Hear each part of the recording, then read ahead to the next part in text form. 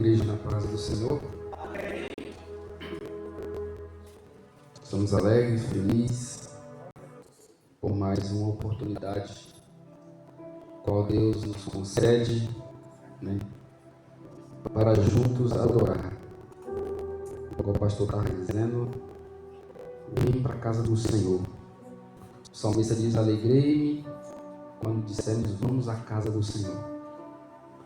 Aqui você vem ser igreja. Você tem que ser igreja. E igreja depende de comunhão, relacionamento. Talvez na sua casa você só é um congregado, mas aqui você é igreja. Amém? Aleluia. Vamos estar estudando a lição. Abra a tua lição de número 15. Louvo a Deus quando eu vejo uma pessoa que está começando os seus passos, igual o irmão Elisvan. Minha alma se alegra. Eu já participei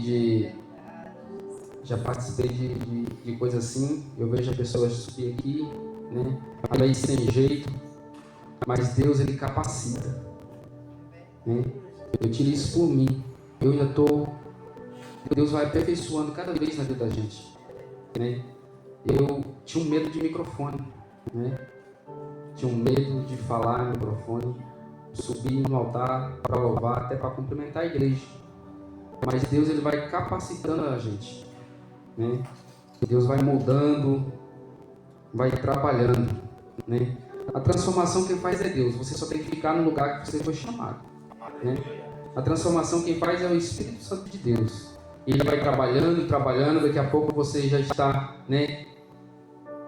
as coisas vão acontecendo e você nem percebe. Aleluia. Lição de número 15.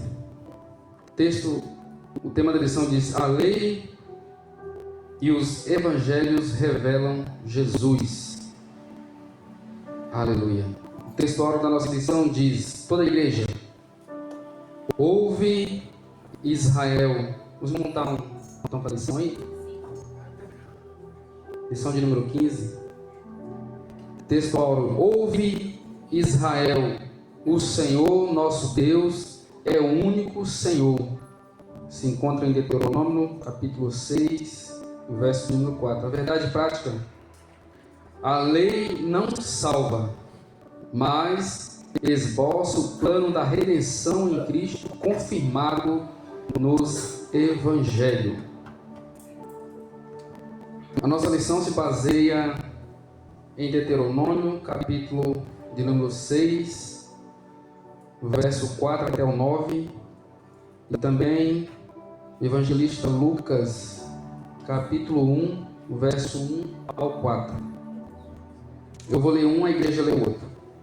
Deuteronômio 6, verso 4 diz: ouve Israel, o Senhor nosso Deus é o único Senhor. Amarás, pois, o Senhor teu Deus de todo o teu coração e de toda a tua alma e de todas as tuas forças. E estas palavras que hoje te ordeno estarão no teu coração. E as ensinarás a teus filhos, e delas falarás assentado em tua casa, e andando pelo caminho, e deitando-te e levantando-te. Também as atarás por sinal na tua mão, e te serão por frontais entre os teus olhos. E as escreverás nos umbrais de tua casa e nas tuas portas. Lucas, capítulo 1, verso 1 ao 4. Verso 1 diz: tendo, pois, muitos empreendido pôr em ordem a narração dos fatos que entre nós se cumpriram. Segundo nos transmitira os mesmos que os precisam, desde os princípios, foram ministros da palavra. Pareceu-me também a mim conveniente descrevê-los a ti, ó excelentíssimo Teófilo, por sua ordem, havendo-me já informado minuciosamente de tudo desde o princípio, para certeza das coisas de que já estás informado. Aleluia. Irmãos, hoje nossa lição, os irmãos viram, como tema: a lei e os evangelhos revelam a Jesus, né? Os irmãos podem ver que a leitura, nós lemos em Deuteronômio, o Antigo Testamento, e também Lucas, que é o Novo Testamento. As coisas que foram faladas no Antigo Testamento, muitas coisas, nós sabemos que todo o Antigo Testamento apontava para Cristo, E o Novo Testamento tudo aponta para Cristo. Tanto que a nossa mensagem ela tem que ser cristocêntrica, A nossa mensagem tem que ser pregada apontando a Cristo. Tudo por aquilo que Ele fez, que Ele continuará fazendo, que Ele está fazendo e que Ele continuará fazendo, Quando nós olhamos aqui, o Deuteronômio, aqui se encontra uma confissão judaica, que era chamado de Shema, que significa ouvir, Quando ele diz: ouve, ó Israel, Senhor nosso Deus, o único Senhor, ou seja, o único Deus a ser adorado, Então, essa confissão ela ainda é recitada todas as manhãs, pelos judeus. Ela é uma confissão de cada dia, os judeus eles devotam, declarando que Jeová é o único Deus. E quando nós olhamos o versículo 5 do nosso textuário, nós lemos, amarás, pois, o Senhor teu Deus de todo o coração, de toda a tua alma e de toda a tua força, Israel ele precisava cumprir esse mandamento, Amar é descrito aqui uma emoção, um sentimento, mas o amor que Deus fala, quando nós temos que amar, aqui nós vemos no Antigo Testamento, amar ao Senhor de todo o teu coração. E quando nós olhamos também no Novo Testamento, quando a palavra do Senhor diz: amarás também o teu próximo de todo o teu coração.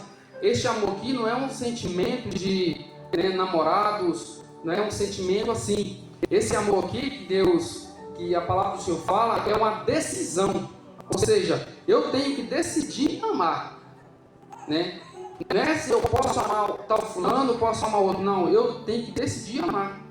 Ou talvez eu falo assim, irmão Leandro: fulano não merece talvez o meu amor, Se nós fosse olhar por isso, será que nós merecíamos o amor de Deus, Porque a Bíblia diz que nós somos salvos pela graça. O que é graça? Favor imerecido. Nós não tínhamos direito. Então, quando nós olhamos para essa palavra, nós temos que amar, decidir amar o próximo, Então, quando você olha de todo o teu coração, de toda a tua alma, você pode perceber que quando a Bíblia fala de todo o teu coração, é para tudo, A Bíblia diz assim: buscar-me-ei e me achareis quando buscais de todo o coração. Então é de todo o coração, não é pela metade, E esse amor aqui, é um amor incondicional, É um favor imerecido, que é a graça de Deus, E nós não podemos amar aqui por coisas, Porque o amor de Deus para conosco foi como? Ele entregou o seu único filho por amor de nós. Então não é apegado em coisas, é por aquilo que Ele fez e que Ele continuará fazendo em nossa vida. Amém? Aleluia. Então, quando nós vemos, a palavra do Senhor aqui em Deuteronômio fala: amar ao Senhor de todo o teu coração. Quando nós olhamos também para Marcos, amará o teu próximo de todo o coração. A palavra do Senhor, ela se cumpre nos Evangelhos no Novo Testamento, Tanto que a nossa leitura bíblica em classe, ela está, foi colocada aqui para nós como base, o Antigo Testamento e o Novo Testamento, para os irmãos verem como que tudo apontava para Cristo,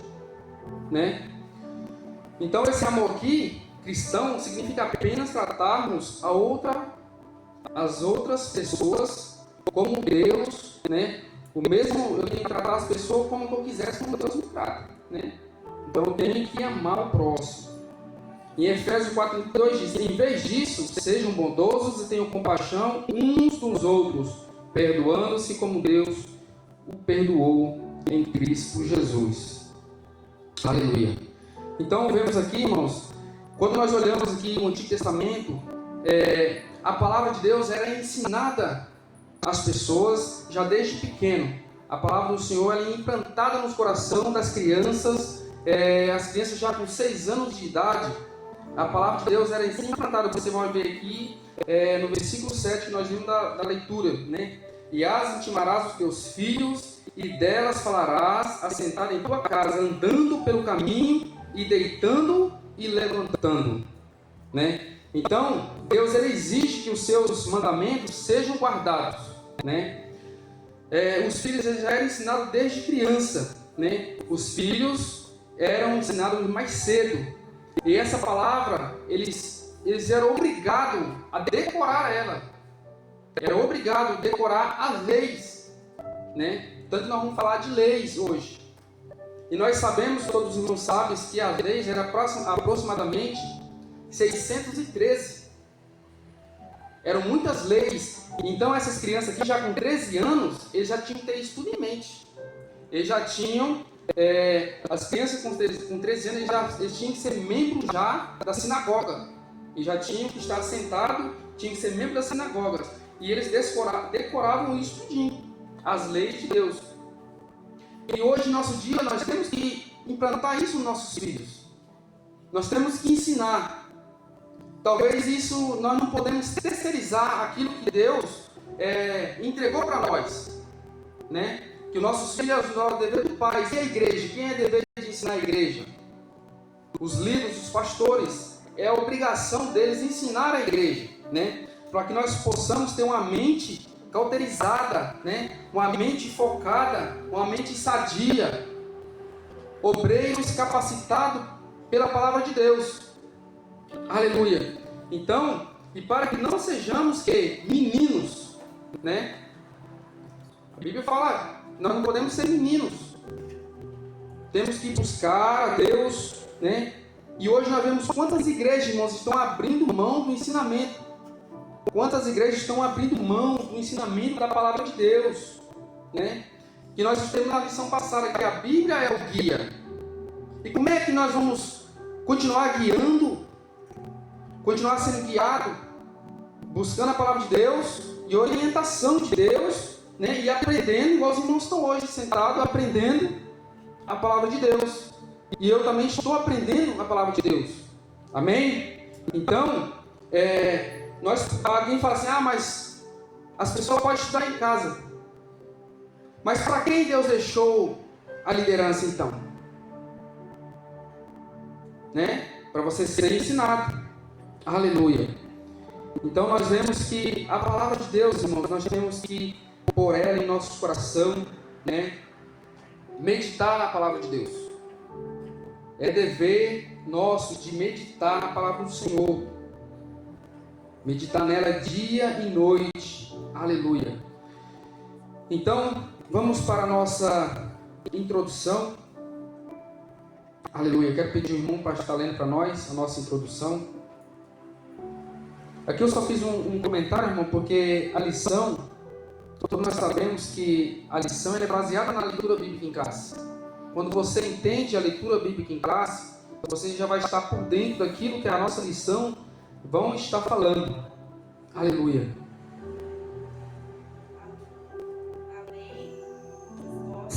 O plano de redenção em Cristo, confirmado pelos Evangelhos. Por isso que o Pentateuco e os Evangelhos têm relação profunda na revelação da pessoa de Jesus Cristo.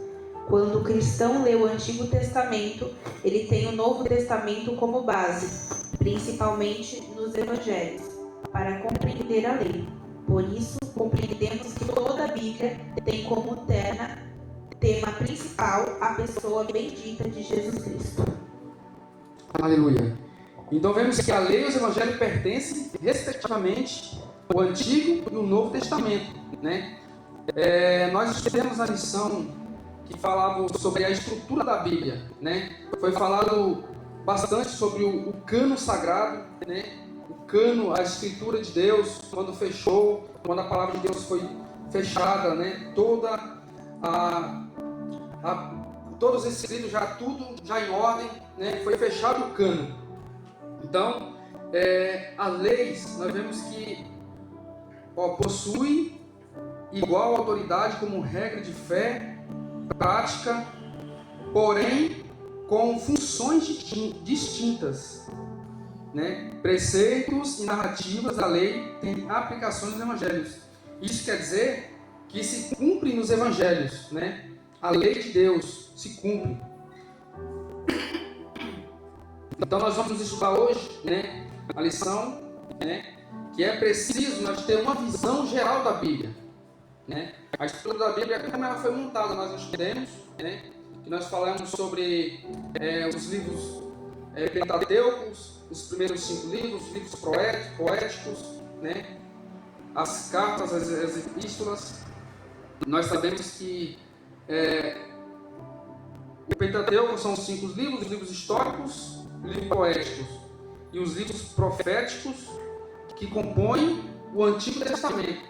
Já no Novo Testamento, né, nós vemos que são os livros de Atos, as epístolas, né, ou as cartas e o Apocalipse, que apontam para Cristo.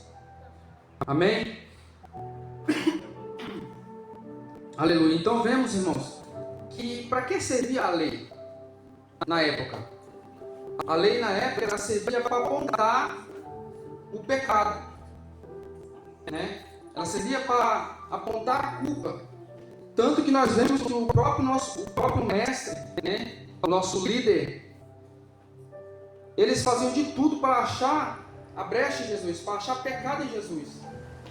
Quando nós olhamos para a mulher, né, que foi pecado no ato de adultério, ali eles falaram assim: agora nós pega ele, agora nós vamos pegar, porque a lei é para isso. A lei é para apontar o pecado de alguém, apontar alguma coisa. Então, eles falaram assim: agora nós vamos pegar o mestre. Mas quando chegou diante da situação, o que Jesus disse? Aquele que não tem pecado, que seja o primeiro a tirar a pedra, né? Então, eles não acharam culpa no mestre, mas tentaram de todas as formas. Tanto que Jesus ele foi levado, né, para a cruz sem nenhuma culpa. Ele mesmo se entregou. Aleluia. Então nesse tópico nós vamos ver o Pentateuco, os livros que compõem, né, e de que forma a lei ela é aplicada na Bíblia. Você vai aprender de que forma a lei é aplicada, quais os aspectos da lei, a relação entre a lei e a fé cristã, né, e de que forma isso revela Jesus. Amém? Eu gostaria que o irmão lesse os 5 livros da lei. Primeiro subtópico.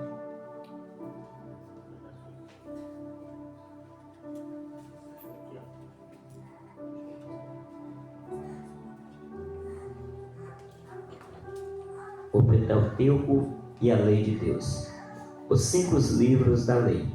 O Pentateuco é uma palavra que deriva dos 2 termos gregos, penta e teucho, que significa 5 volumes.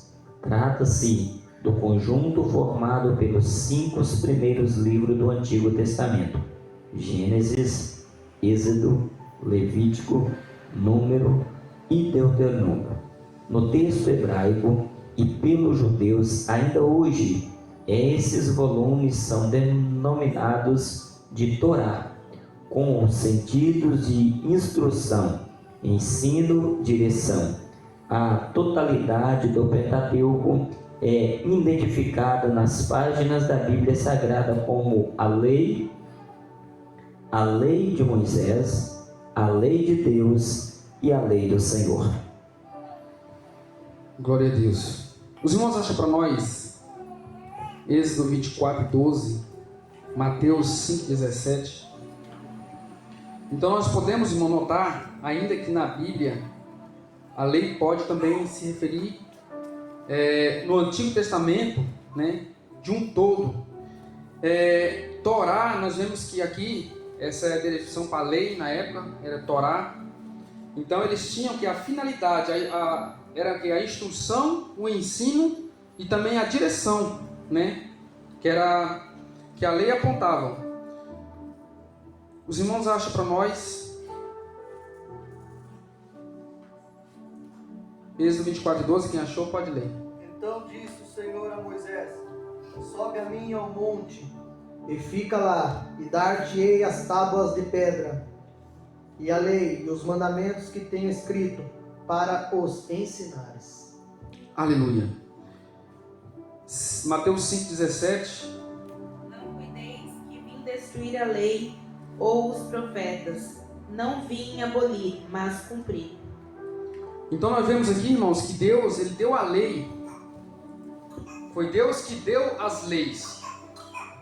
E aqui Ele está dizendo que Ele não veio abolir as leis. Então, muitas coisas que aconteceram, nós vamos ver cumprir no Novo Testamento, né? Tem muita hoje, nós vemos muitas pessoas pregar, né? Instruir as igrejas, dizendo que Deus aboliu tal coisa, né? Que a Bíblia, que nós não podemos seguir. Nós não podemos seguir as leis de Deus, aquilo que Deus falou no Antigo Testamento.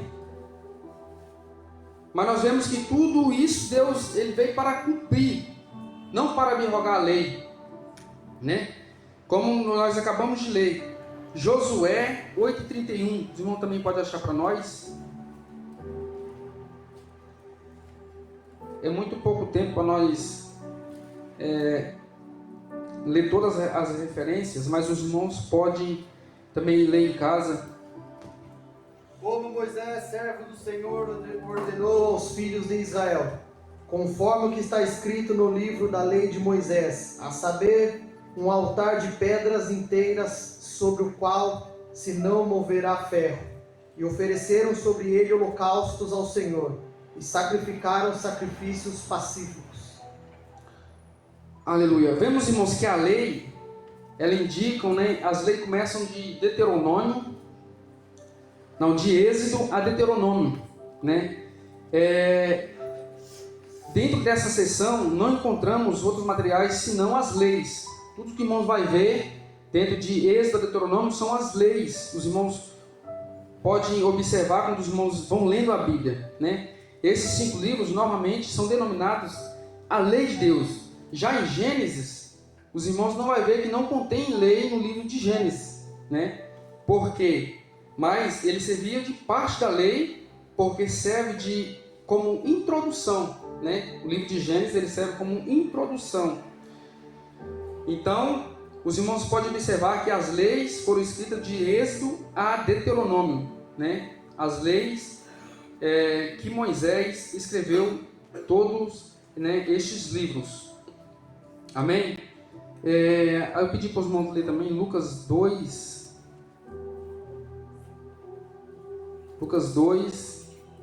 22 e 23. E cumprindo-se os dias da purificação, segundo a lei de Moisés, o levaram a Jerusalém, para o apresentarem ao Senhor, segundo o que está escrito na lei do Senhor.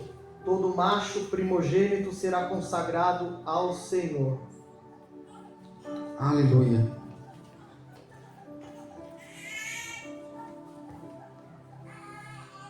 Então, os irmãos podem ver que a lei de Deus, né, aquilo que a maioria das palavras vão se cumprindo, porque tudo isso reflete a Jesus Cristo. Amém, irmãos? Amém. Alguém quer comentar? Pastor Liel, Diácono Evanilton. Aleluia.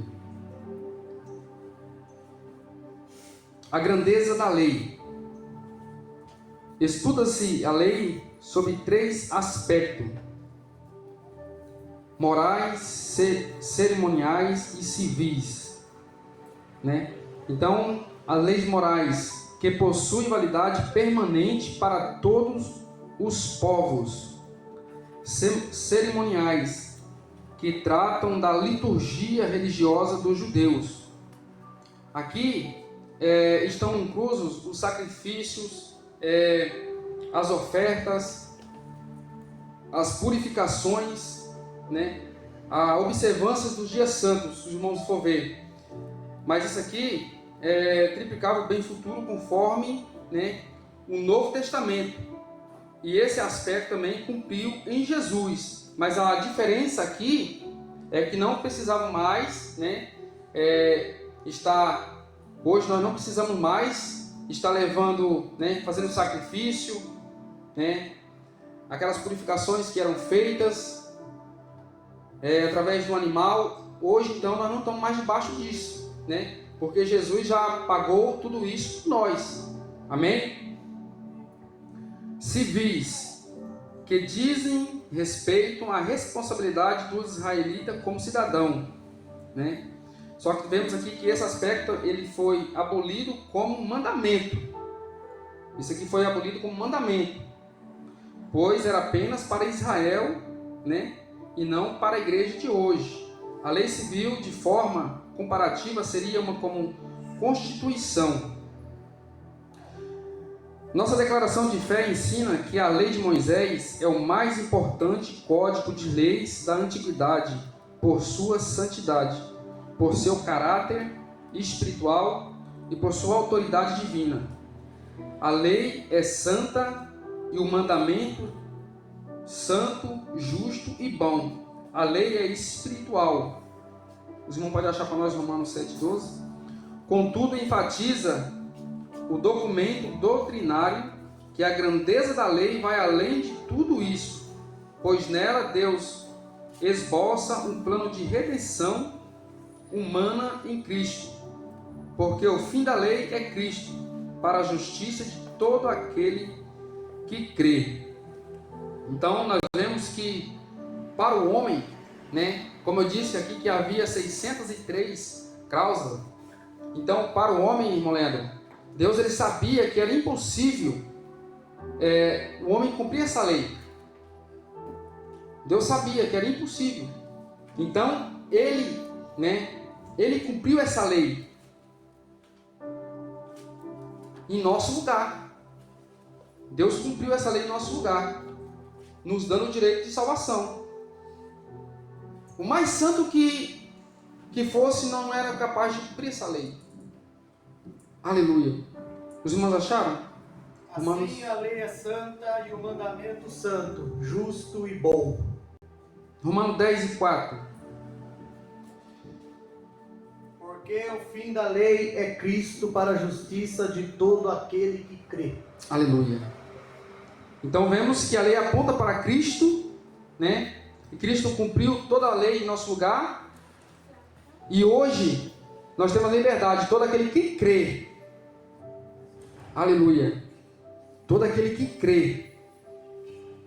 Louvado e agradecido ao nome do Senhor. A lei e a fé cristã. Alguém pode ler para nós? A Escritura afirma que a função da lei era transitória. Ela foi dada para revelar o pecado e demonstrar a necessidade da graça. E assim serviu de aio para nos conduzir à redenção em Cristo. A lei encerrou a humanidade debaixo do pecado. Desse modo, ninguém pode ser salvo pelas obras da lei. Nesse aspecto, a obra de Cristo nos resgatou da maldição da lei e nos deu a vida mediante o Evangelho. Cristo é o único, sem pecado, cumpriu a lei e inaugurou a dispensação da graça. Agora, livres da lei, vivemos debaixo da graça divina. E todo aquele que permanece em Cristo não vive em pecado. Glória a Deus. Então vemos que a função da lei era transitória. Só que a lei não podia remover a culpa do pecador e nem dar acesso a Deus, né? Era só transitória de culpa, mas ela não podia dar acesso. Então ela foi dada para revelar o pecado e demonstrar a necessidade da graça. Foi o que eu disse antes, que a lei era para quê? Para revelar o pecado, achar alguma coisa que foi, né, que o próprio mestre, os sacerdotes, os romanos, você via que eles sempre procuravam ver isso em Jesus, caçar alguma culpa em Jesus. Ela foi dada para revelar o pecado e demonstrar a necessidade da graça. Os irmãos podem ler Gálatas 3,19. E assim serviu de aio para nos conduzir à redenção em Cristo, né? Os irmãos sabem o que é aio? Aleluia. Aio aqui era um escravo responsável de educação, como se fosse um tutorial, né?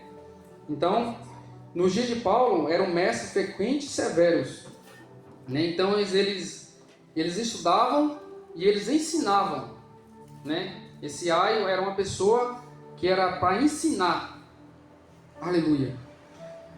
Então, uma vez que... Então aqui, aio era um escravo responsável para a educação das crianças, né?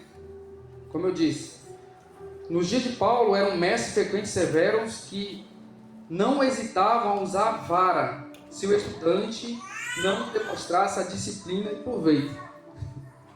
Então, eles ensinavam e a criança tinha que aprender, né? Se não demonstrasse um aprendizado, né? Aqui, ó. Eles batiam. A pessoa era obrigada a aprender. Esses tutoriais, eles eram para ensinar, disciplinar as crianças, né? Porque o seu único propósito era induzir as lições, os rendimentos de vida para conduzir, né, ao aluno a um estado de maturidade, né? Então, eles tinham que aprender. E nós vemos que na mensagem de Paulo, né, com essas ilustrações, que a lei também tinha um propósito limitado, né? A sua tarefa era elementar a sua disciplina severa, o seu período de utilidade limitado à vinda de Cristo.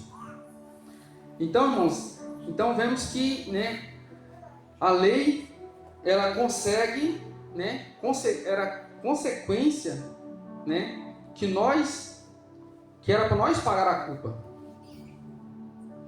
E ela não removia a culpa. Então Jesus veio, cumpriu a lei, né, por causa do pecado, porque nós éramos o quê?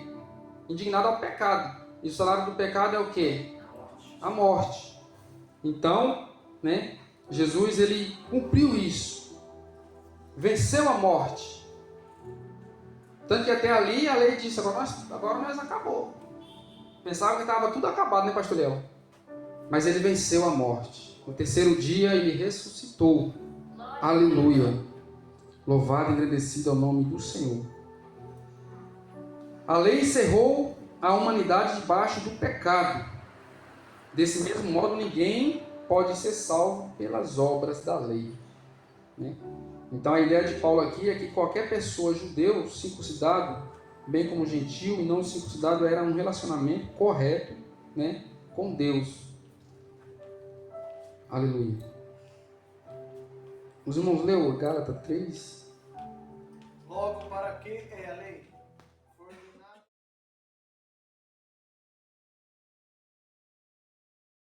A promessa tinha sido feita e foi posta pelos anjos na mão de um medianeiro. 2,16 também, lendo, já está aí bem pertinho. Sabendo que o homem não é justificado pelas obras da lei, mas pela fé em Jesus Cristo. Temos também crido em Jesus Cristo, para sermos justificados pela fé de Cristo e não pelas obras da lei.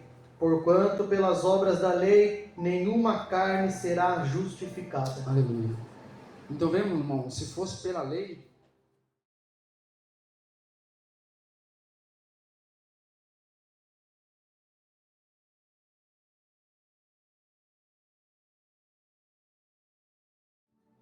mas hoje nós temos, né, esse privilégio todos os dias de adorar a Deus, né?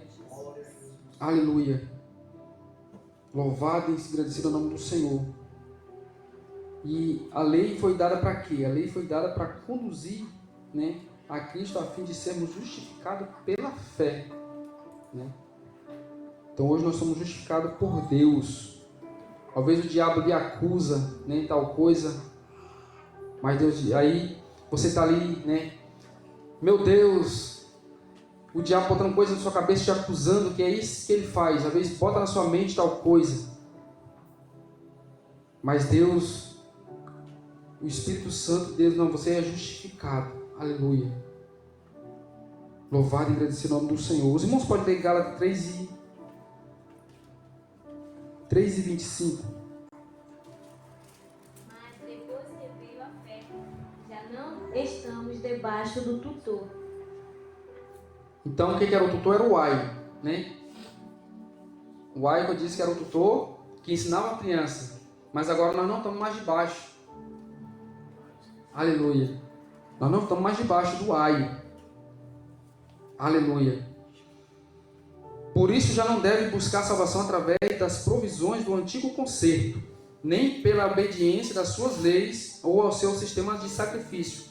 A salvação agora tem lugar de conformidade com as provisões do novo concerto, né? A saber, a morte expiatória de Cristo e a ressurreição gloriosa e privilégio de pertencer ao nosso Deus. Os irmãos querem comentar? Fica à vontade, irmão. É que nós vemos que nos dias atuais tem igrejas aí, cristãos, que ainda eles costumam se apegar à lei. Tem aí igrejas que costumam aí guardar o sábado, fazer alguns mandamentos do Antigo Testamento. E Jesus, ele veio não para descumprir a lei, mas ele veio para cumprir, cumpriu. E é tanto que no sábado, ele mostrou para os escribas ali que ele é o Senhor do sábado. Então nós temos que ficar muito atento para nós não ficarmos presos, na lei. Tem pessoas que, às vezes, por falta de conhecimento, às vezes é influenciada por essas pessoas que se apegam à lei e acaba sendo aprisionada, carregando um fardo que na verdade não é necessário carregar mais, porque Jesus já levou tudo, já cumpriu a lei. Então nós vemos aqui nos dias atuais exemplos de igrejas, ministérios aí sobre a face da terra, que eles se apegam muito à lei e esquecem que a salvação agora é pela graça e não pelas obras da lei, Aleluia. Então, irmão, o pecado, ele não terá domínio mais sobre você. A não ser que você aceita fazer isso, pecar. Porque você não está mais debaixo da lei. Você agora está debaixo da graça de Deus, E a Bíblia diz em 1 João 3:6, diz: todo aquele que permanece nele não vive pecando. E todo aquele que vive pecando não viu e nem conheceu. Tem uma tradução que diz: todo aquele que permanece nele não peca. Esse pecado que ele está falando não é, esse aqui é não viver na prática do pecado, porque nós sabemos que todos nós pecamos. Mas nós não podemos viver na prática do pecado, Amém? Vamos correr que o relógio não espera. Os evangelhos, a mensagem de Cristo. O conceito do evangelho. O termo evangelho tem origem no grego evangelion, com o significado de boas novas. Então, evangelho quer dizer boas novas. Refere-se à mensagem do reino de Deus e da salvação por meio de Cristo. Seus autores são chamados de evangelistas, que significam portadores de boas novas. Os três primeiros, Mateus, Marcos e Lucas, são chamados de sinóticos, porque são semelhantes entre si. os sinóticos registram especialmente o ministério de Jesus na Galileia. O quarto evangelho, João, tem a peculiaridade próprias e enfatiza o ministério de Cristo na Judeia. Ressalta-se que, embora retratada de modo distinto, a mensagem dos evangelhos e única. Então, às vezes nós perguntamos, por que 4 evangelistas, né? Não poderia ser só um? Porque nós vemos que eles são sinóticos. O que é sinóticos? Que eles contam a mesma história, né? Às vezes Mateus não fala do lugar, às vezes o outro já fala, mas todos eles, né, a mesma coisa. Cada um escreveram no seu ponto de vista, mas o mesmo assunto. Amém? Então, por isso que às vezes você lê, né, a história em Mateus, ela se repete em Marcos, em Lucas e João. Só que nós vemos que Mateus, Marcos e Lucas, né, foram da Galileia. E já João é o ministério de Jesus na Judeia. Amém? Os irmãos entenderam? Porque Mateus, né, Mateus ele era destinado, né, para os judeus. Podia servir para outro, mas era a escrita específica é para os judeus. Já Marcos era para os romanos, né? Nós já falamos na lição passada, né? E Lucas era para os gregos, e já João era universal, né? Ele falava tanto, universal apresenta Jesus, que era o seu lado divino, né? Era mais o seu lado divino. Quando nós vemos que ele vai falar de Jesus era o verbo, né? Os irmãos podem ver lá em João 1:14. Então ele vai falar mais sobre a divindade de Deus. Amém? Os irmãos têm alguma dúvida? Glória a Deus. A mensagem do Reino de Deus. Alguém pode ler para nós? Em Mateus, o Senhor Jesus, após o batismo das águas e sua vitória na tentação do deserto, passou a pregar a chegada do reino dos céus. Nos outros sinóticos, a pregação do reino também aparece como tema central da mensagem de Cristo. E João enfatiza que o reino divino não é deste mundo. Os evangelhos indicam que as profecias messiânicas se cumpriram em Cristo. Neles, Jesus é apresentado como o filho de Davi e o filho de Deus. Sua vinda inaugura o começo do reino e requer a conversão dos pecadores.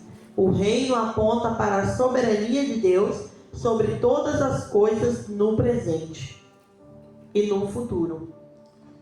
Então vemos aqui, irmãos, se os irmãos observar, quando você lê, né, Mateus, Marcos, Lucas e João, você vai ver que Mateus, ele vai dizer sempre reino dos céus. Por quê? Porque ele era escrito para os judeus. E os judeus não criam Jesus como Messias. Então sempre Jesus usou, né, reino dos céus. Já em Marcos, Lucas e João, você vai ver que ele usou o reino de Deus, né? Como os irmãos podem ver, mas tudo a mesma coisa, né? Mas para Mateus ele usou sempre reino dos céus, né? E esse reino, né, ele apontava para o propósito de trazer a humanidade, né, voluntariamente a viver a submissa ao governo de Deus, né? Então, isso aqui era para as pessoas eles ser submissas ao governo de Deus. Em Cristo, Deus estava reunindo todas as coisas. A mensagem dele convidava o povo a se arrependerem dos seus pecados através da fé em Cristo, né? Então eles recebiam Jesus como Salvador. Aleluia. Então, quando nós falamos de reino, se os irmãos verem, né, a igreja, ela não é um reino, né? Mas o reino cria a igreja, né? A igreja não é um reino, mas o reino cria a igreja, né? E a igreja é o quê? A igreja é testemunha do reino de Deus. Você é testemunha do reino de Deus. Eu sou testemunha do reino de Deus, né? E também nós somos o quê? Instrumento do reino. Instrumento para ser usado no reino de Deus. Os irmãos estão compreendendo? Amém. A igreja não é o reino, mas o reino cria igreja. Olha só. E a igreja é testemunha do reino de Deus. E a igreja é um instrumento do reino, e a igreja também é a guardiã do reino. Nós defendemos o reino de Deus, a palavra de Deus. Pastora Cida, pode falar.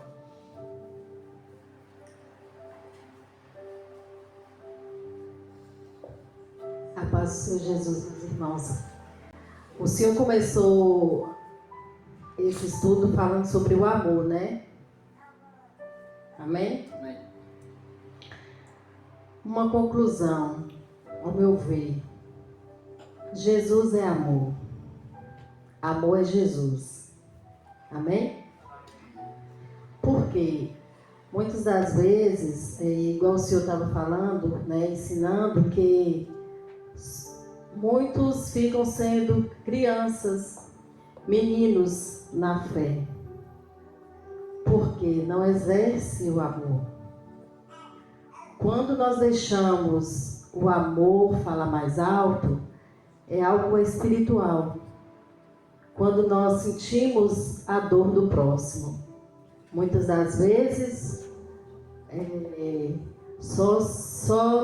só abrimos o nosso coração para aquela pessoa que a gente tem mais intimidade, a pessoa mais chegada, né?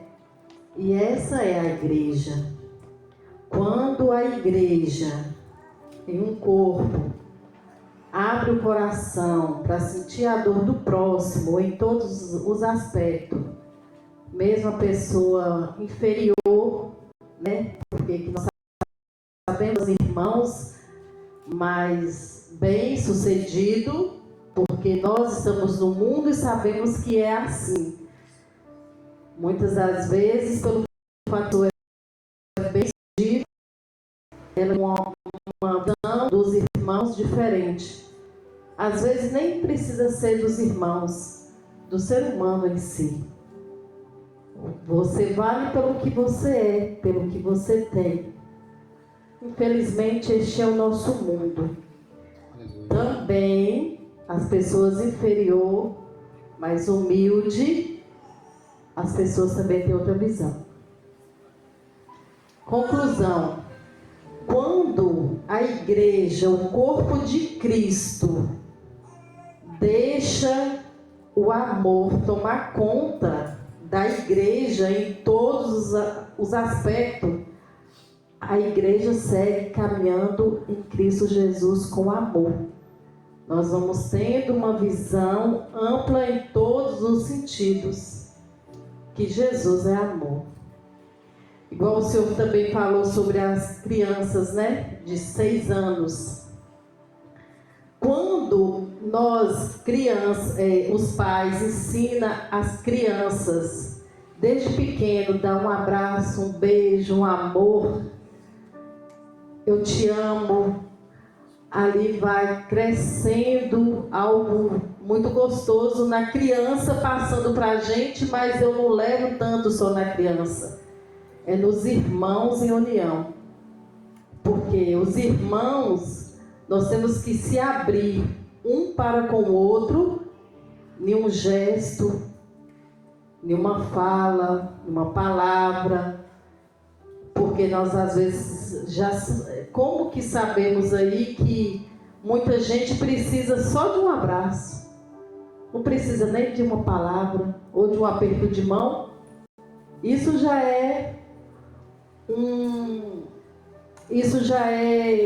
um gesto de amor, né? Às vezes, muitas das vezes as pessoas querem só um abraço, uma palavra, um gesto, e às vezes não tem.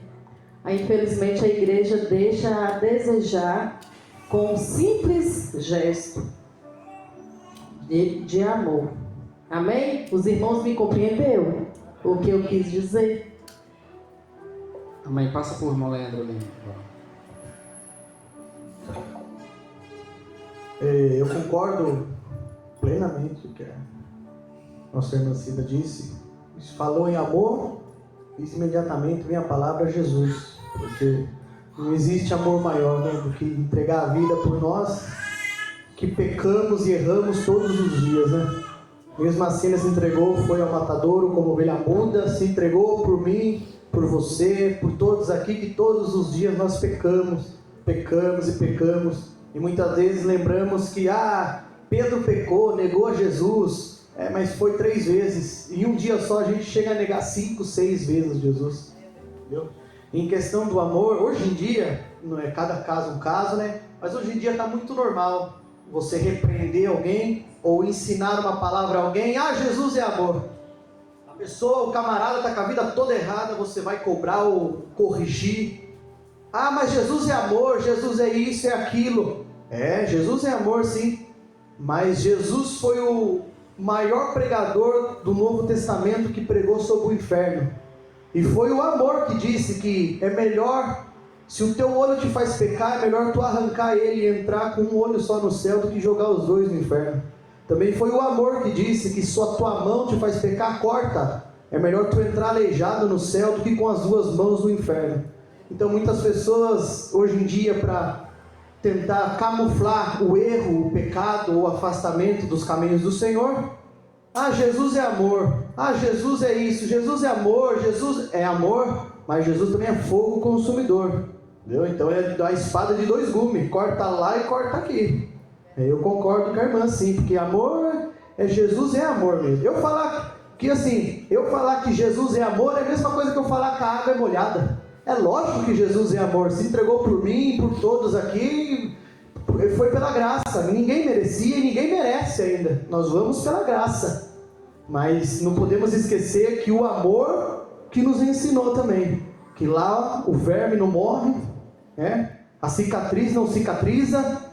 Então, se o nosso olho nos faz pecar, se escandalizar, arranca ele fora. É melhor nós entrar com um olho só no céu, enxergando só com o olho, ver Abraão, Jesus, Paulo com o olho só, do que lá embaixo com os 2 olhos gritando: molha a minha boca aqui que está muito quente, não tem contato, não tem como sair de lá. Amém, irmãos? Amém. Glória. Então vemos que às vezes a pessoa, irmãos, vai no erro, Jesus vai dando corda, mas ele não solta a ponta não, uma hora ele puxa, né? Então, se a gente for olhar, quem levou Jesus para a cruz? Alguém pode falar a negação de Pedro, né? A traição de Judas, o amor do Pai que levou ele para, né? Morreu por nossos pecados. Ele se entregou por nós, esse amor. Mas a Bíblia diz que hoje ele é advogado, mas vai chegar uma hora que ele vai ser juiz, né? Agora a Bíblia diz que ainda que eu falasse a língua dos anjos, ou seja, eu pregar, profetizar, e eu não tiver o amor, né? Que nós estávamos falando no começo do amor ao próximo. Eu posso fazer tudo, posso falar em línguas estranhas, tudo, mas se eu não tiver o amor, nada adianta. Amém, irmãos? Alguém mais quer? A mensagem da salvação. Nos evangelhos, Jesus é identificado por 3 títulos principais: Salvador, Cristo e Senhor. Mateus registra que ele veio para salvar o povo dos pecados. Marcos afirma que é preciso crer em Cristo para ser salvo. Lucas assevera que ele veio para salvar o que estava perdido. João esclarece que ele é o Salvador do mundo. Por isso, a mensagem da salvação é um ato do amor e da graça divina pelos méritos de Cristo.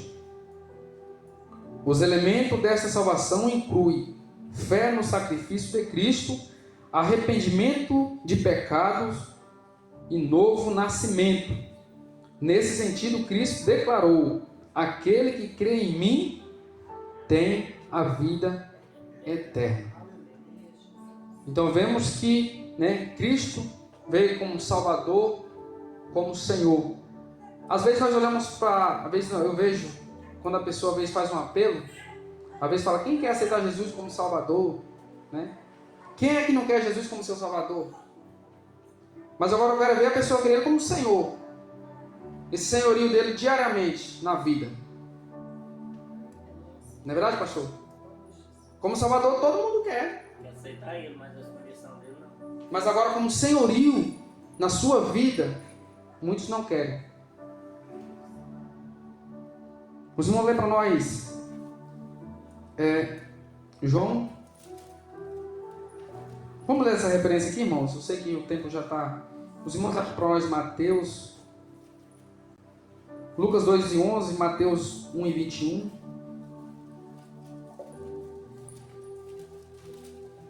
O outro acha Marcos 16:16, outros Lucas 19:10. Quem achou Lucas 2:11? Pois na cidade de Davi vos nasceu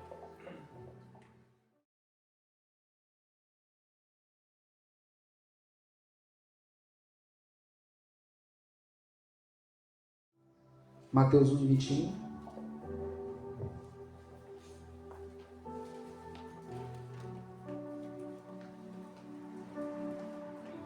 Dará à luz um filho e chamará o seu nome Jesus, porque ele salvará o seu povo dos seus pecados. Glória a Deus. Então vemos já como Salvador, Lucas 2:11. E agora Mateus 1:21.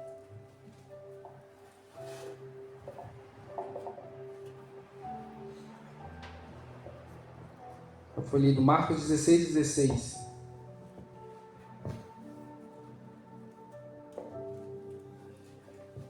Aleluia. Marcos 16:16. Quem crê e for batizado será salvo. Quem, porém, não crê será condenado.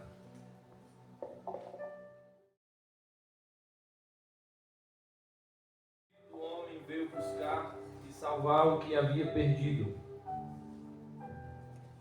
João 4:42.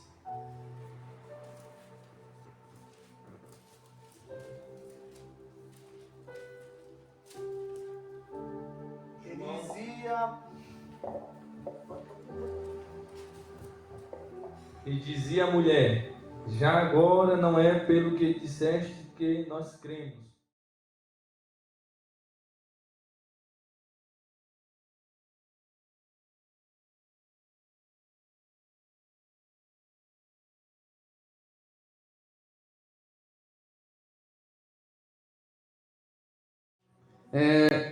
João 3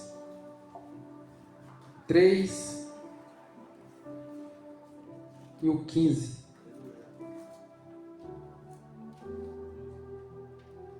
para que todo aquele que nele crê não pereça, mas tenha vida eterna. Então vemos, irmão, que aqui, né, a mensagem da salvação. Nós falamos sobre, né, a mensagem de Cristo, a mensagem do reino de Cristo, né, e a mensagem da salvação, né? Então, Cristo, ele veio, né, como Salvador, um Senhor, e nós, a Bíblia diz: aquele que crê será salvo. A Bíblia não diz que é salvo, porque tem uma consequência, né? Você tem que crer, praticar a palavra de Deus, viver a palavra de Deus, né? Então, irmãos, nós vemos que essa lição, né, os irmãos podem ver que aqui fala sobre o plano da salvação de Deus para a nossa vida, né? O reino de Deus, a mensagem de Jesus Cristo. Então nós temos, né, que guardar isso no nosso coração. E tudo aqui que ele disse, né, olha, os elementos dessa salvação incluem a fé no sacrifício de Cristo, arrependimento dos pecados e um novo nascimento, né? Então, eu tenho que arrepender. Arrepender. Dá tempo? O irmão falando aí sobre arrependimento, né? Arrependimento, aceitação de Jesus Cristo, é mudança, né? Não tem como a gente vir para Cristo e continuar com a mesma vida. Tem que ter mudança. E eu me lembro de uma reunião de obreiro ali em São Paulo, o pastor presidente estava nos ensinando, uma nova irmã convertida no ministério, ela aceitou a Cristo há pouco mais de um mês, desceu as águas do batismo, estava na caminhada da fé e estava um tempo sem ir na igreja, uns 20 dias sem ir ao culto. E o pastor foi visitá-la. Aí chegando perto da casa dela, estava o filho dela brincando na frente assim, e o pastor falou: Pai do Senhor, sua mãe está em casa? Ele falou: pastor, minha mãe está aqui na cozinha, entra lá. Aí o pastor foi entrando. A hora que o pastor foi entrando assim, ela escutou a irmã cantando: o rio de Piracicaba. O pastor: ô irmã, Pai do Senhor. Ela olhou para ele: foi lá que eu me batizei. Então assim, irmãos, o evangelho tem que ter mudança, entendeu? Às vezes a pessoa acha que não sai duas águas da mesma fonte, ou é doce ou é salgada. Se quer vir para Cristo, tem que ter mudança. Caso contrário, permaneça como está. Porém, há dois caminhos: o céu e o inferno. E a escolha é nossa. E como é que eu sei que uma pessoa mudou? Como é que você sabe? Frutos dignos de arrependimento. Amém? Deus abençoe, pastor. Glória a Deus. Obrigado. Deus abençoe Aleluia. os irmãos. Deus te abençoe. Aleluia. Que Deus continue abençoando a vida do diácono